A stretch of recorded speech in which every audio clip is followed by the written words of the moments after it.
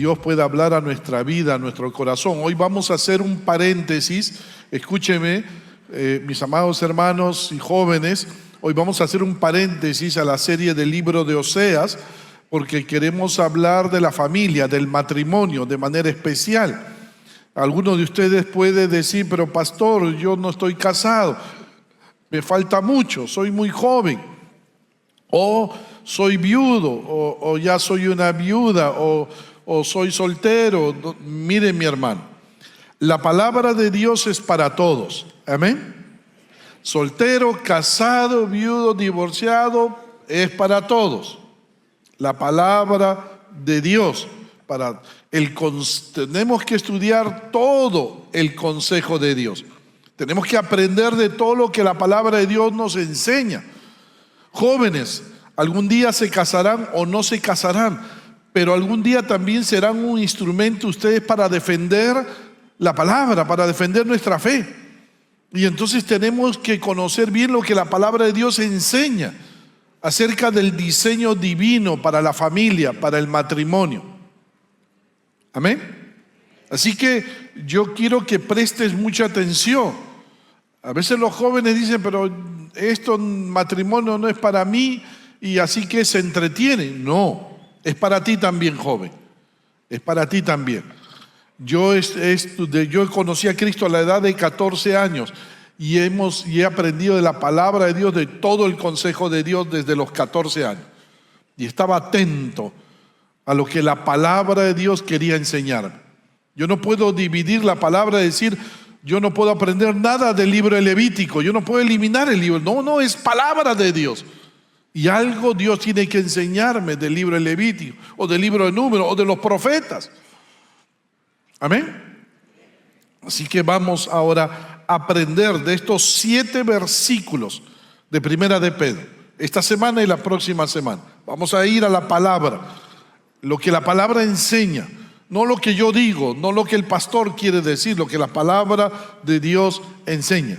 Amén. Oremos a Dios, oremos a Dios. Padre, en el nombre precioso de nuestro amado Señor Jesucristo, nos acercamos a ti con reverencia, con respeto, de la manera que te hemos adorado con el cántico. Permítenos adorarte ahora, escuchando de tu palabra, compartiendo tu palabra. Pedimos la dirección de tu Espíritu Santo, la guía, para que tu Espíritu nos capacite para compartir el escrito está. Que tu palabra llegue a nuestros corazones, que tu palabra nos ilumine. Y si hoy, Señor, te place salvar, hazlo tú. Tú eres el único que puede salvar. Padre, gracias te damos por este tiempo precioso delante de ti. Permítenos, Señor, ahora escuchar tu voz. En Cristo Jesús te lo pedimos. Amén. Amén. Queremos hacer un paréntesis, hemos dicho, al libro de Oseas, porque estamos cerca a la conferencia de familia. Estamos cerca, queremos preparar nuestros corazones y queremos aprender de lo que la palabra de Dios enseña acerca del matrimonio hoy. La clave para un matrimonio inquebrantable. Mira, joven, ¿qué es lo que nos hace inquebrantables? ¿Qué es lo que nos hace inquebrantables? ¿Qué es lo que nos mantiene firmes en nuestra fe? Ante la adversidad, ante las dificultades. Mira, el profeta Ezequiel nos lo recuerda cuando Dios le dijo en Ezequiel 3:9, te haré inquebrantable como el diamante, inconmovible como la roca. No le tengas miedo ni te asustes, por más que sea un pueblo rebelde. ¿Notas, mi hermano? ¿Notas, joven? ¿Notas lo que Dios le dijo al profeta? Te haré inquebrantable como el diamante. El diamante es uno de los minerales más fuertes que existe. Es carbono puro, cristalizado, y eso lo hace uno de los metales más duros y más brillantes, más hermosos. No le pasa nada cuando está a altas temperaturas. No sufre de rasguños, no sufre de corrosión o se deteriora. es resistente a la mayoría de los ácidos y productos químicos. Ahora, ¿qué está haciendo Dios? Dios le promete al profeta convertirlo en un profeta inquebrantable como el diamante. ¿Por qué? Porque el profeta tiene una misión. Él tiene que llevar el mensaje de Dios a un pueblo rebelde, a la nación de Israel. Y esa nación, la nación de Israel, habría de despreciarlo, habría de propinarle palabras hirientes, habrían de golpearlo. Así que Dios lo hizo inquebrantable como el diamante para guardar su corazón del dolor y para mantenerlo firme en su fe. Ahora, la pregunta es ¿cómo Dios nos hace inquebrantables como el diamante? ¿Cómo Dios hizo al profeta inquebrantable como el diamante? La respuesta está en el mismo pasaje de Ezequiel capítulo 3, pero en el versículo 1. Mira lo que Dios le dijo al profeta y me dijo: hijo de hombre, cómete este rollo escrito y luego ve a hablarle al pueblo de Israel. ¿Notas lo que le dijo al profeta? Hijo de hombre, cómete este rollo escrito y luego ve a hablarle al pueblo de Israel. ¿Qué pasó luego? El profeta dijo, Ezequiel capítulo 3, versículo 2, me lo comí y era tan dulce como la miel.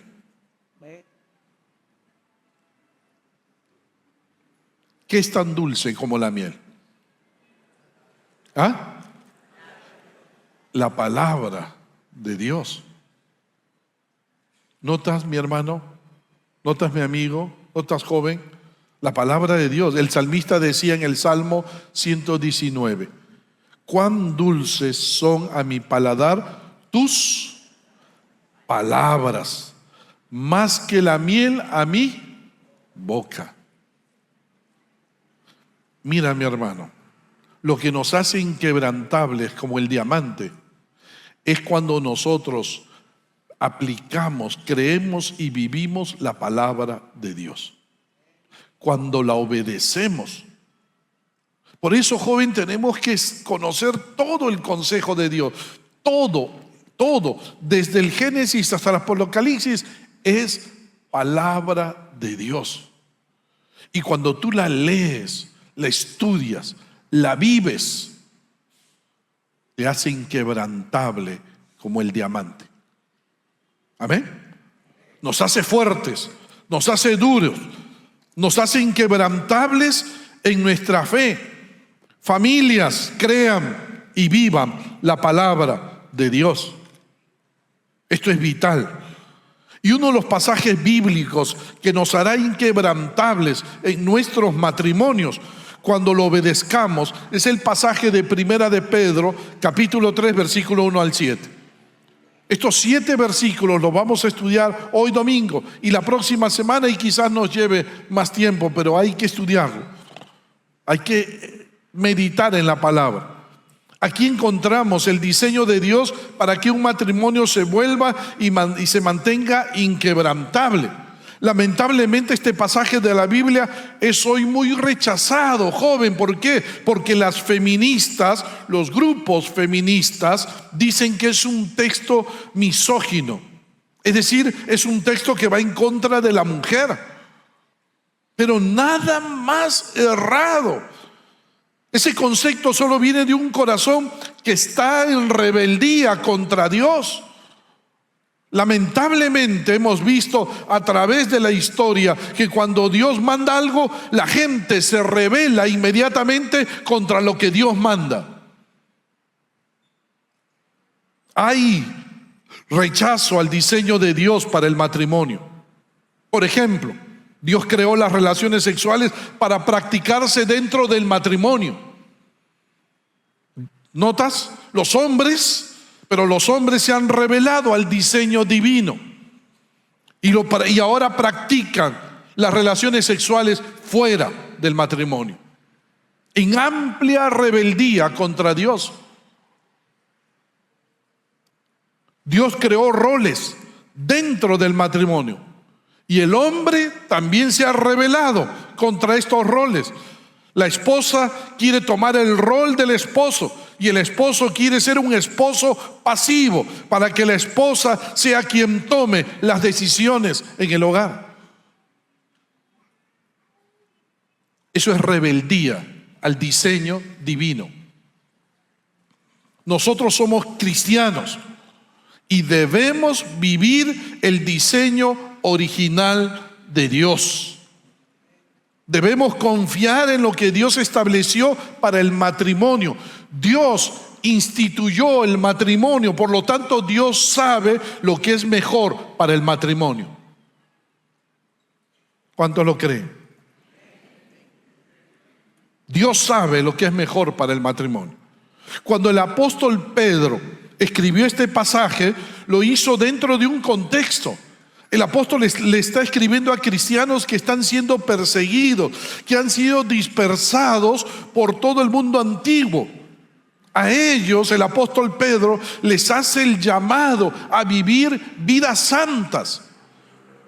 Como aquel que os llamó es santo, sed también vosotros santos en toda vuestra manera de vivir. En medio de tantas dificultades, en medio de la persecución, el apóstol Pedro llama a los creyentes a los cuales les escribes a vivir vidas santas como aquel que los salvó es santo. ¿Con qué propósito? Con el propósito de impactar el mundo con el evangelio. Las personas tenían que ver que el evangelio no solo salva, el evangelio también transforma, cambia vidas. Si el evangelio no te ha transformado, es simplemente que no te ha salvado. Pero cuando el evangelio te salva, te transforma. Una vida transformada por el evangelio atrae a otras vidas hacia el evangelio. ¿Y qué mejor que ver esto en el matrimonio? Un cónyuge transformado por Dios atraería al otro cónyuge a Dios. El apóstol Pedro escribió, versículo 1: Asimismo vosotras mujeres, estad sujetas a vuestros maridos. ¿Para qué?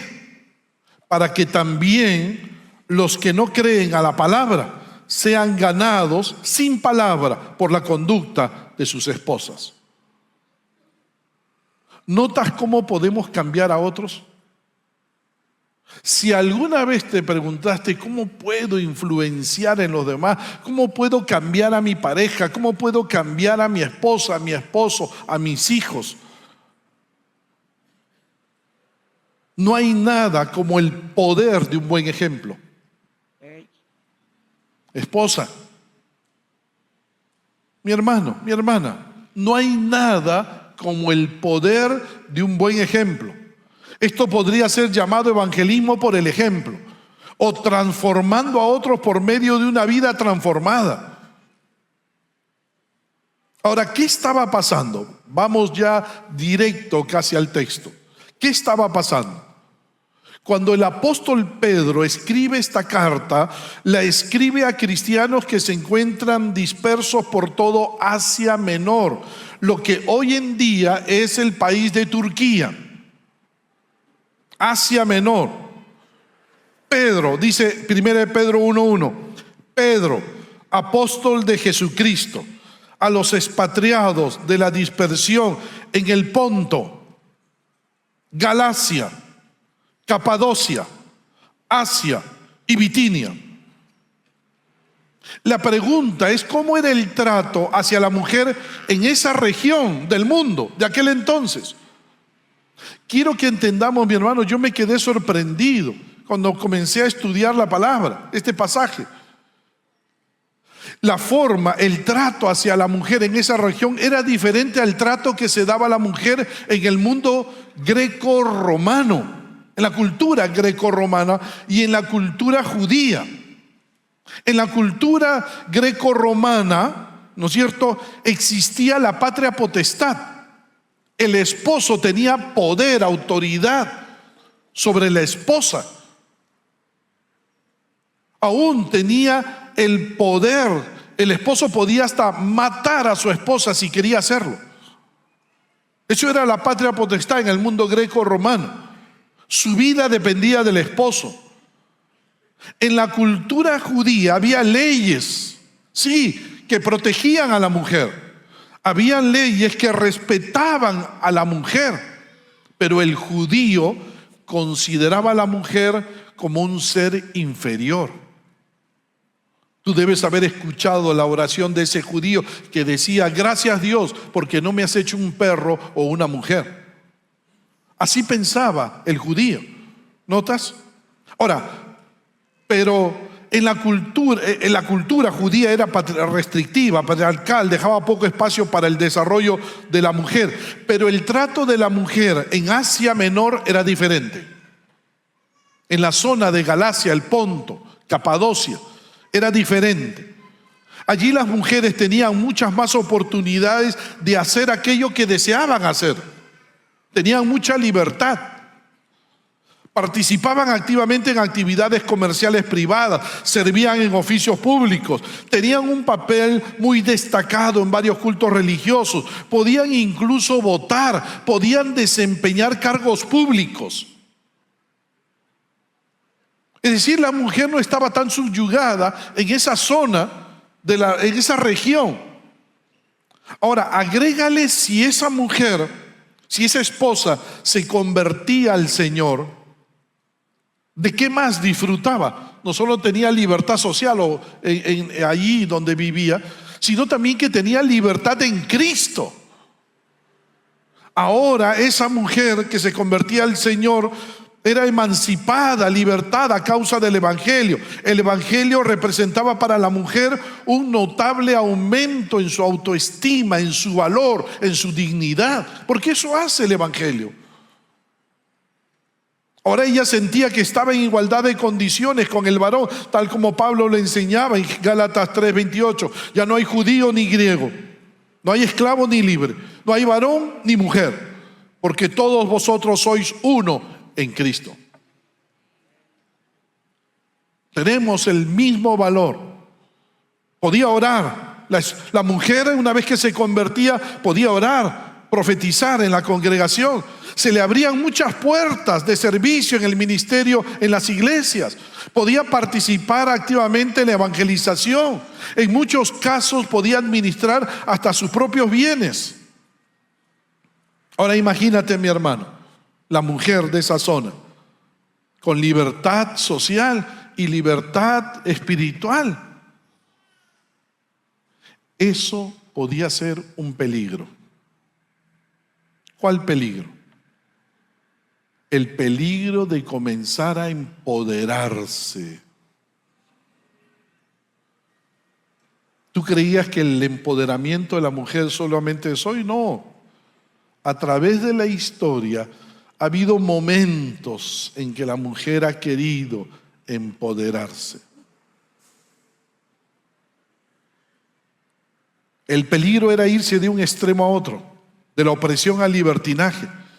Es decir, corría el riesgo de quitarle al esposo su liderazgo en el orden establecido por Dios y negar cualquier diferencia entre el hombre y la mujer en los propósitos divinos.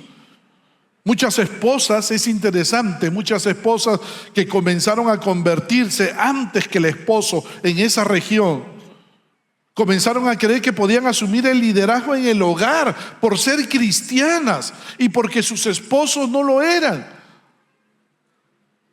Ellas decían: ahora tengo más conocimiento que mi esposo, así que yo debo asumir el liderazgo. Otras incluso llegaron a decir que podían separarse de sus esposos por el hecho de que no querían creer en el Evangelio. Otras mujeres comenzaron a creer que eran superiores a sus maridos no cristianos porque ellas eran cristianas. ¿Qué estaba pasando? Las mujeres estaban usando su libertad cristiana para el libertinaje. Por eso el apóstol Pedro tiene que mostrarle a las esposas y a los esposos el diseño divino para ambos en el matrimonio. Diseño válido no solo para ellos, es también para nosotros. Si lo obedecemos y ponemos en práctica, nuestros matrimonios van a ser inquebrantables como el diamante. Amén. ¿Cuántos quieren un matrimonio inquebrantable como el diamante? Amén. Hay que aplicar la palabra de Dios. Aún no eres casado, pero quieres que tu vida sea inquebrantable como el diamante. Tienes que estudiar la palabra y obedecer la palabra. Lo primero que vamos a encontrar en este pasaje de 1 de Pedro 3, 1 al 7, es los deberes de la esposa en el matrimonio. Y vamos a ver el primer deber hoy, solamente el primer deber. 1, sujetarse a su esposo. El apóstol Pedro comienza esta parte de esta manera. Asimismo vosotras, mujeres, estad sujetas a vuestros maridos. Ahora, debemos entender en primer lugar lo que la sujeción no es. Escúchame, mi hermano, porque el diablo ha tergiversado el diseño de Dios. Lo ha tergiversado, lo ha malogrado. Y entonces debemos entender en primer lugar lo que la sujeción no es.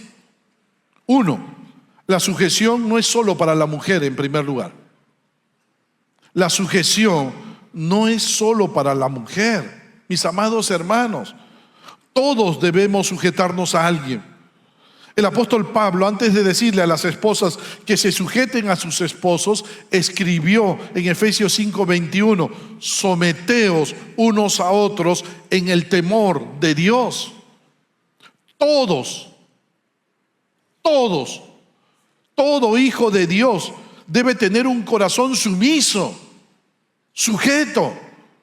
La esposa se sujeta al esposo. Los hermanos se sujetan al pastor. Los empleados se sujetan al jefe.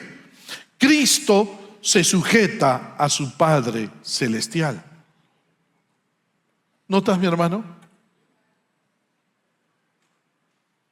Aún en la Trinidad hay sujeción. 1 Corintios 11:3 dice, pero quiero que sepáis que Cristo es la cabeza de todo varón y el varón es la cabeza de la mujer y Dios la cabeza de Cristo. ¿Notas, joven? En la Biblia y aún en la Trinidad hay sujeción. Un carácter rebelde es un carácter inmaduro. No lo olvides. Todos debemos sujetarnos. Todos estamos bajo autoridad. 2, lo segundo, mi hermana, esposa. La sujeción no significa que la mujer es inferior al hombre. No, por favor, grábatelo en tu corazón, grábatelo en tu mente. La mujer tiene más bien un rol diferente al hombre dentro del matrimonio, pero no es inferioridad. En la Trinidad no hay diferencias, solo hay un Dios y ese Dios existe en 3 personas. Cada persona es igualmente Dios, pero el Hijo se somete al Padre y el Espíritu Santo se somete al Padre y al Hijo. ¿Notas, mi hermana, mi hermano? Allí no hay inferioridad o superioridad, no. Las diferencias que encontramos son diferencias de responsabilidad en el plan de salvación. Allí no hay inferioridad, no hay superioridad. Lo que hay es orden. Orden. En el matrimonio no es un asunto de inferioridad o superioridad, es un asunto de orden. No podían haber 2 cabezas en el matrimonio. ¿Quién se sujeta a quién? ¿Quién dirige el matrimonio? En el matrimonio Dios estableció un orden para llevarlo adelante. Puso a Dios, al hombre como cabeza y a la esposa que se sujete a su esposo. 3, la sujeción no es esclavitud. Es decir, la sujeción no es un instrumento para que el esposo busque que su esposa cumpla todos sus caprichos. No, debe sujetarse. Esposa, mis sandalias.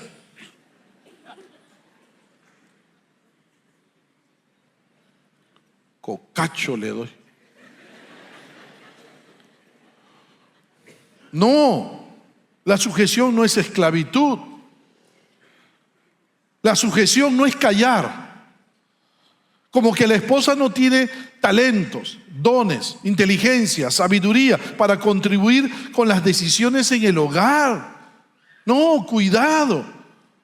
Hay esposas que son muy inteligentes, muy sabias, aún para administrar el dinero. Y claro, no tengas problema, esposo, decirle a tu esposa: oye, esposa, administra el dinero, tú eres muy sabia, muy cuidadosa. Pero la esposa que se sujeta siempre va a dejar la última decisión a su esposo. Siempre va a animar a su esposo a que sea el líder.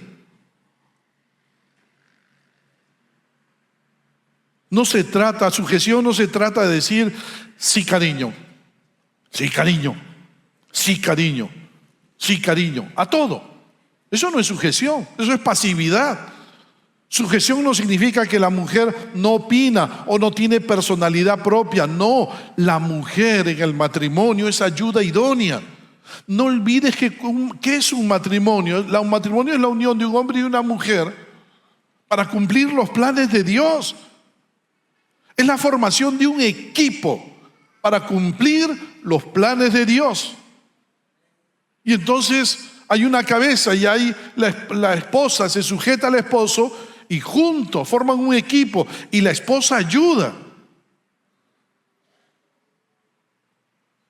Yo no sé arreglar muchas cosas, pero mi esposa sí, tú lo sabes. Mi esposa es bien hábil e inteligente. Tuvo papá que le enseñó, yo no tuve. Y entonces, cuando algo se malogra en la casa, ella me dice: tráelo para acá. Y lo arregla. Y lo arregla.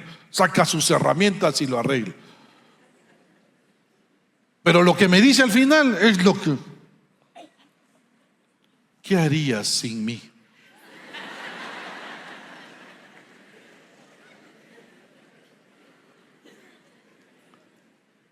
Y yo no puedo hacer nada, pues, porque no sé, pues.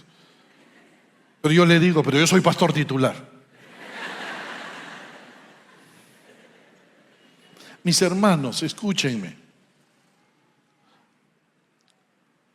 La sujeción no es callar. No. Cuidado. La esposa es ayuda idónea. Sale de Adán, pero no es un clon de Adán. Y que a todo diga sí. No, la esposa está para ayudar, está para aconsejar. ¿Qué es la sujeción? La palabra sujeción viene de una palabra griega, hupotazo, que significa colocarme voluntariamente bajo autoridad de otro. Eso es sujeción. Colocarme voluntariamente bajo autoridad de otra persona. Es seguir en obediencia a la dirección del otro. Pero aquí quiero aclarar algo. ¿Me están siguiendo? Arriba me están siguiendo. Jóvenes, miren, quiero aclarar algo, por favor, y que es muy importante. El contexto en el que el apóstol Pedro escribe esta carta, no está en un contexto de abuso físico, de abuso emocional. No, cuidado. Si tú tienes un esposo que está abusando de ti físicamente, te golpea, te maltrata emocionalmente, te humilla, te insulta, te dice: tú no sirves para nada, a ese esposo debes denunciarlo Ven aquí, dino, tengo un esposo que me golpea, que me maltrata, y te vamos a ayudar. Ve a la policía, denúncialo, porque tú no debes soportar el maltrato físico, el abuso físico, el maltrato físico.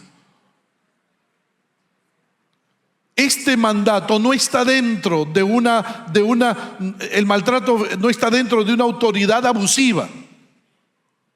Ninguna esposa debe permitir el maltrato físico ni emocional de una autoridad abusiva. No vuelvas con ese esposo si te maltrata hasta que no busque ayuda para sanarse, para curarse. Ese esposo ha visto al papá pegarle a la mamá. Ese esposo ha visto a su padre maltratar a la esposa, hablar mal de la esposa. Y aprendió, y él cree que así se solucionan los conflictos, golpeando, maltratando. Él tiene que aprender lo que la palabra de Dios enseña. Él tiene que venir a Jesús arrepentido de sus pecados y venir a Jesús. Pero no debes tú soportar esto. El apóstol Pedro está hablando aquí de la sujeción sobre la base de un matrimonio no abusivo. ¿Qué implica la sujeción? Uno, es una acción voluntaria. Es decir, la esposa no debe someterse a su esposo porque le tiene miedo, sino que voluntariamente se somete a él, sin que eso sea una obligación o una carga o un temor. Dos, no tiene condiciones. Por favor, esposas, es decir, no dice, bueno, si mi esposo es perfecto, si mi esposo lidera, yo me someto. No, eso es incorrecto.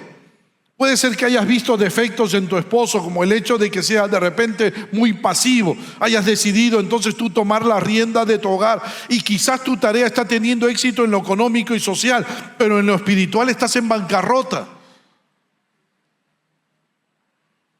Hay esposas que ganan más que un esposo.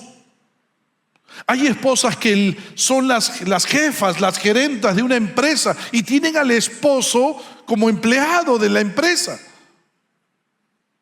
Pero ellos van a casa y la esposa quiere seguir teniendo a su esposo de empleado. Eso es incorrecto. No tiene condiciones. Si tu esposo no asume su rol, debes orar por él. Pero no alteres principios de la palabra, si no tu matrimonio se va a destruir. Puede hacer que tú ganes más, puede hacer que tú tengas cierto liderazgo, pero debes aprender a ponerte debajo de tu esposo y decirle, esposo, mira, al final tú toma la decisión. Yo te puedo aconsejar, pero tú toma la decisión. No, pero tú tómala. No, esposo, tú eres el líder del hogar. Y la esposa puede ser un gran instrumento para honrar a ese esposo. 3, es un mandato. En el griego, este verbo está en forma imperativa, lo cual indica que es una orden. Esposa, la sujeción no es opcional. Si eres una mujer cristiana, la sujeción no es opcional, sino es un mandato que toda esposa está llamada a cumplir. Si no lo cumples, es pecado.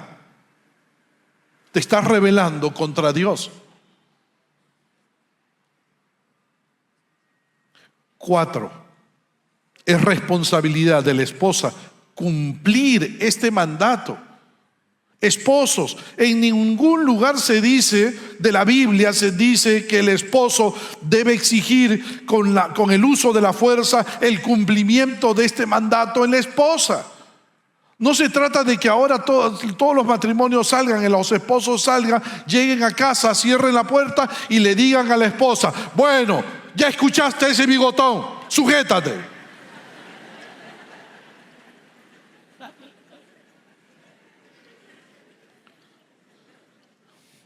No, pues, No, el esposo no exige.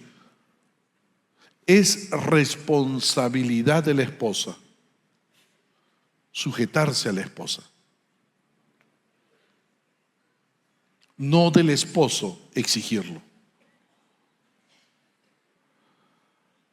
La llamada a cumplir esta responsabilidad de la esposa, y lo hará en la medida que toda esposa se acerque más a Dios y se acerque más a la palabra y obedezca más la palabra.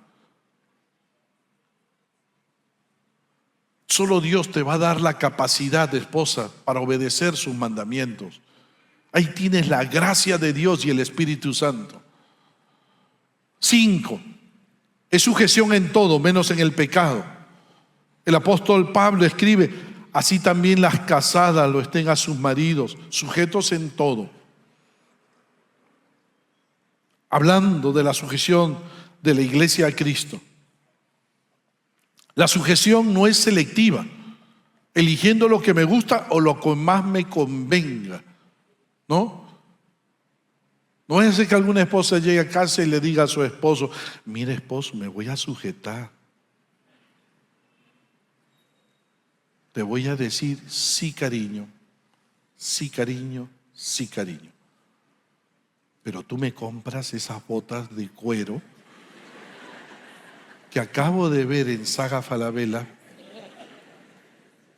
No, cuando nos conviene, nos sujetamos. No. La sujeción es en todo, menos en el pecado. La única excepción para no sujetarte, esposa, es en el pecado. Ojo, es decir, cuando la esposa se le exige hacer algo que va en contra de la palabra de Dios, la esposa puede decir: no te voy a obedecer. Si el esposo le dice a la esposa: mira, dile que no estoy, dile que no estoy. No, pues, ahí te puedes rebelar. ¿Por qué? Porque estás yendo en contra de la palabra de Dios. Tu esposo te está obligando a mentir. Y eso no es correcto. Como el caso de Abigail y Nabal. ¿Recuerdas a Abigail y a Nabal? David quería pasar con todo su ejército por territorio de Nabal. Y Nabal, que significa necio, que era un necio, le dice a David: no te voy a dar comida, ni agua, ni nada, y no pases por mi territorio. David con todo su ejército iba a destruir a toda la familia de Nabal, a toda su gente. Y aparece Abigail, la esposa de Nabal. Ella se humilla, hace lo que su esposo no hace, y se humilla delante de David y le lleva alimento, agua. Y luego Dios castiga a Nabal y lo mata. Ninguna esposa está obligada a obedecer a su esposo cuando es pecado, cuando es contrario a la palabra de Dios. 6. La sujeción es una evidencia de nuestra sujeción a Cristo. Esposas, mira, el apóstol Pablo escribe en su carta a los Efesios 5:22: las casadas estén sujetas a sus propios maridos como al Señor. Como al Señor. Ese como al Señor no significa que las esposas deben sujetarse a los esposos como se sujetan a Cristo, no. Todo hijo de Dios, la sujeción a Cristo de todo hijo de Dios es absoluta, es única nuestra sujeción a Cristo. Lo que está diciendo Pablo es que las casadas deben someterse a sus esposos como una expresión, como un testimonio de que están sujetas al Señor. Amén, esposa. Vas a demostrar, tú te vas a sujetar a tu esposo.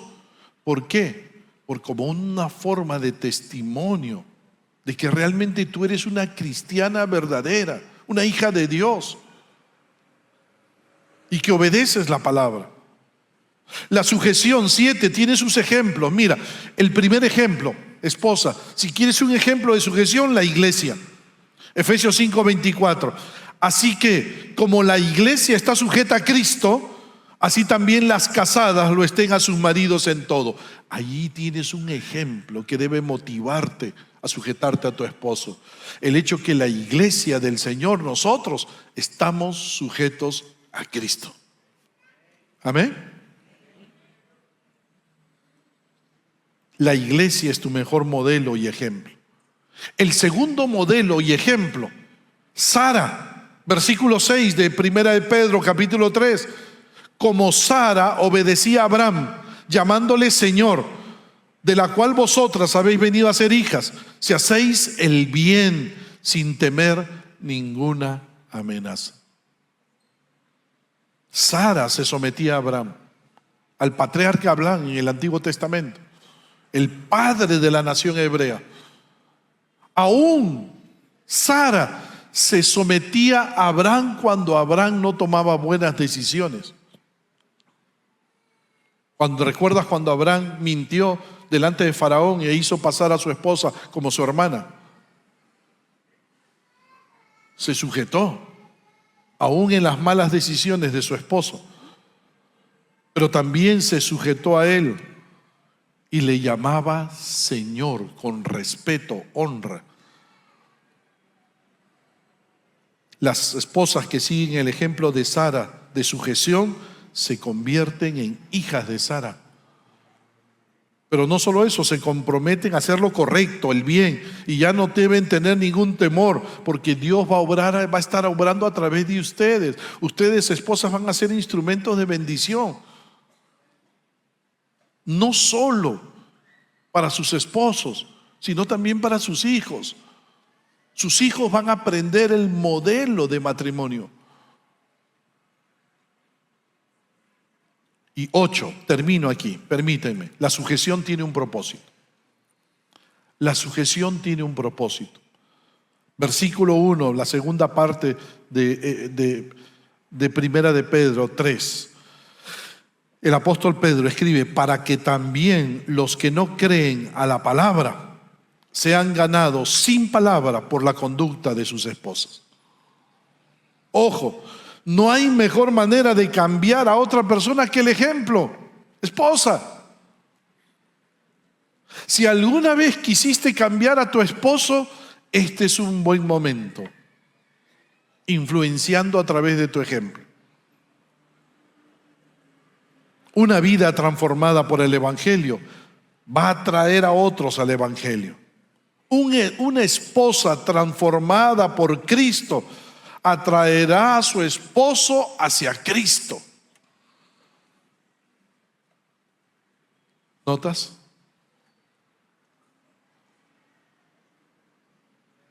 Sí, tiene que hablarle del Evangelio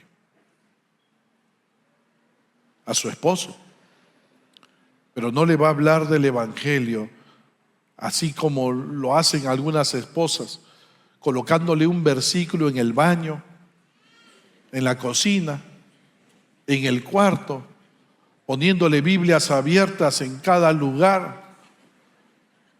Esposo, conviértete, conviértete, el infierno te espera. No, una vida transformada es el mejor ejemplo para traer a tu esposo a los pies de Cristo.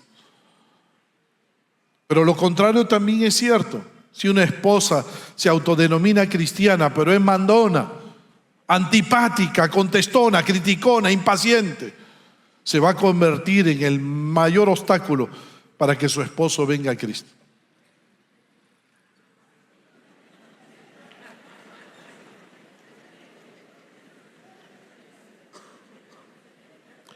Recuerda esto, esposa.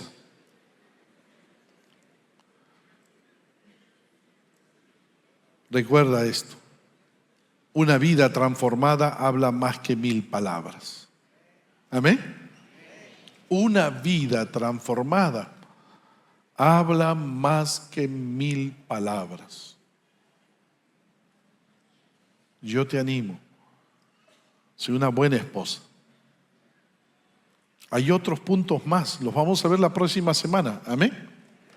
Lo vamos a ver la próxima semana. Y otros deberes más de la esposa. Y luego le va a tocar al esposo, tranquilo. Yo sé que el esposo ahorita está... Yo sé. Ya te va a tocar. Espérate, no dejen de venir la próxima semana. Amén. Pero quiero hablar a nuestros amigos, a los que nos visitan tal vez por primera vez. Yo te animo, y ustedes que nos ven por YouTube y Facebook, ven a Cristo. Vale la pena una vida, un hogar donde Cristo reina. Pero tienes que reconocer que has estado lejos de Dios, que eres pecador. Arrepiéntete de tus pecados y recibe la salvación que Cristo logró en la cruz. Y deja que Cristo venga a tu vida y te transforme. Ven a Jesucristo hoy. Yo voy a hacer una oración como si yo estuviese entregándole mi vida a Cristo hoy por primera vez. Pero si tú quieres hacerlo, mi amigo, mi amiga, repite conmigo esta oración. Amén. No nos vamos a mover, escúcheme. Vamos a orar, cerremos nuestros ojos. Y aquellos, quizás tú que nos ves por YouTube y Facebook, y que aún no le has entregado tu vida a Cristo y quieres hacerlo ahora, repite esta oración conmigo. Si tú también hoy, que estás aquí en este auditorio, aún no te has decidido por Cristo, eres un joven, eres un hijo, eres un padre, un esposo, eres un soltero, una soltera, un abuelo, una abuela, ven a Cristo, ven a Jesucristo. Solo Jesús nos da la capacidad solo Jesús puede transformarnos, solo Jesús puede darnos la capacidad para amar, para perdonar, para vivir como Jesús quiere que vivamos, para obedecer la palabra. Ven a Cristo. ¿Quieres venir a Cristo? Repite conmigo esta oración allí en tu corazón. Cierra tus ojos. Y si tú quieres entregarle tu vida a Cristo, haz conmigo esta oración si por primera vez lo estás haciendo. Dile a Jesús estas palabras: Señor Jesús, te necesito. Perdona todos mis pecados y recibo tu salvación. Te entrego mi vida. Y a partir de hoy, utiliza mi vida, Señor, para obedecerte, para servirte y para honrarte, Jesús. Gracias por salvarme. Gracias, Jesús. Sigamos orando, por favor. Tú que nos ves por YouTube y Facebook, hiciste esta oración, por favor escribe allí en el Facebook o en YouTube: yo oré, yo hice esta oración, yo le entregué mi vida a Cristo, para que te den unas palabras de consejo. Damos gracias a Dios por su bendita palabra, siempre oportuna y de mucha bendición para nuestra vida, pero también porque te ha permitido escucharla hasta el final. Amado hermano, si Dios habló a tu vida, toma la decisión de aplicar en tu diario caminar cada enseñanza que hoy has aprendido. Sin duda, el camino nunca será fácil, pero nunca olvides que tienes al Espíritu Santo de Dios en tu vida. Él te ayudará a vivir conforme a su voluntad. Y amigo, tú que por primera vez escuchaste la palabra de Dios, si Él habló a tu corazón y estás convencido que necesitas a Cristo en tu vida, ¿no te gustaría recibir su salvación? Hace 25 años yo le entregué mi vida a Cristo y le pedí que me diera su salvación. Pero debes estar dispuesto primero a reconocer tu necesidad de Dios. Sin Él estás perdido, estás bajo condenación eterna. Y segundo, debes arrepentirte de todos tus pecados. Sí, porque le has fallado muchas veces con esa actitud rebelde que se opone a su voluntad, a su palabra. Y tercero, debes pedirle a Cristo Jesús que entre en tu vida, que sea el Rey y Señor de tu corazón. Tienes que decirle: sálvame, Cristo, y transfórmame. ¿Quieres hacerlo? Si es así, repite conmigo esta breve oración. Oremos juntos. Gracias, Dios, por tu palabra. Hoy he entendido que tengo necesidad de ti, que mi vida sin ti está bajo condenación. Por eso, Dios, te pido perdón. Límpiame de todos mis pecados. Y Jesús, entra en mi corazón. Sé tú el Señor y Rey de mi vida. Sálvame, transfórmame, hazme un hijo de Dios. Así oro en Cristo Jesús. Amén. Amén. Amado amigo, déjame felicitarte. Has tomado la mejor decisión de tu vida. Por favor, ponte en contacto con nosotros. En pantalla aparecerá un número de WhatsApp. Escríbenos y coméntanos. Yo le entregué mi vida a Cristo. O puedes también hacerlo a través del Messenger de nuestro Facebook. Deseamos saber de tu decisión para comentarte cuál es el segundo paso para acompañarte en esta travesía con Jesús. Que Dios te bendiga. Para participar y pertenecer a una de nuestras redes, inscríbete en los links que aparece en la descripción del video. Recuerda que también nos reunimos en nuestros grupos pequeños. Para mayor información, comunícate al WhatsApp que aparece en pantalla. Recuerda que puedes vernos a través de nuestras redes sociales. Que Dios te bendiga.